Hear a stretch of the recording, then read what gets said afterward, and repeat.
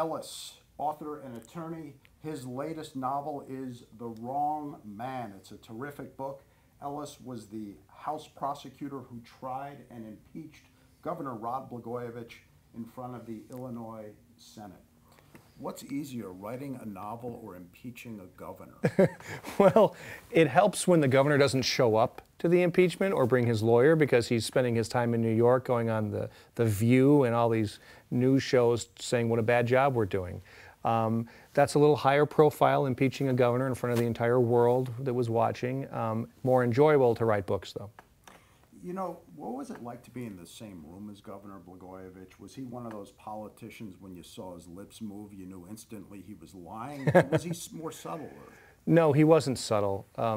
He did lie, and we knew that. And so in the 2 years that I was the lawyer for the Speaker of the House and he was governor before he was removed, I was probably in the same room with him 3 or 4 times. We refused to be in the same room with him because we couldn't believe anything that he said. Other than that, very disorganized, really. Didn't really know how to run a meeting. He'd bring everybody in and then just sort of start talking. He's a guy, you know, I don't hate Rod Blagojevich.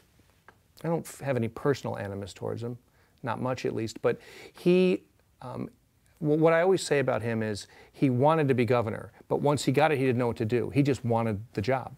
How did you get in the writing business? I was a writer before I was anything else. I was writing short stories when I was a little kid. I was entering contests when I was in grade school. And then you get that period of time in junior high, high school, college, where there's no creative writing courses anymore. And so I stopped doing it because nobody was asking me to for a grade. And I become a lawyer, and then I suddenly realized, hey, you know, I had this thing, this bug that I used to always do, and I stopped for years, and I couldn't think why. So I made the decision that I was going to pick it up again and at least give it a shot. I'm glad I did.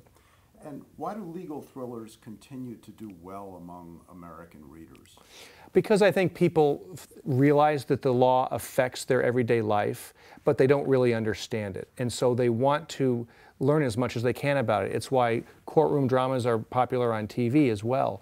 It's sort of like medicine. It's one of these specialties that we know is so important to our lives and so interesting, but so misunderstood by the average person. And the last question, what's the one element a good legal thriller has to have? It has to have a surprise at the end. No matter what you do, no matter how much suspense you build up, you have to do something that the reader never saw coming. If you don't do that, if you can't do that in your book, you haven't set up a true novel of suspense, in my opinion. Thanks very much for joining us. Okay, thank you.